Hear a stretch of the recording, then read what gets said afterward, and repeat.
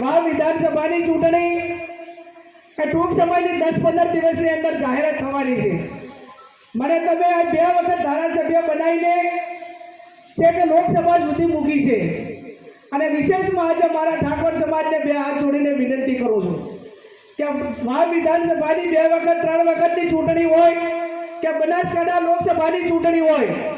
એની અંદર કદાચ ઠાકોર સમાજ તો હું ઉમેદવાર હોઉં એટલે હોય પણ સર્વ સમાજે તમારી બેન દીકરીને આવડી મોટી કરી છે ત્યારે ઠાકોર સમાજની એ આવનાર સમયની અંદર વિશેષ જવાબદારી થાય છે અને વિશેષ જવાબદારીના ભાગરૂપે જ્યાં પણ હગુવાનું લાગતું હોય બીજા તાલુકાના હોય જ્યાં બીજા સમાજો જોડે તમારું ધર્મેલું હોય સંબંધો હોય યા એક સંબંધોનો ઉપયોગ કરીને જે પણ મોવડી મંડળ જેને વિધાનસભાની ટિકિટ આપે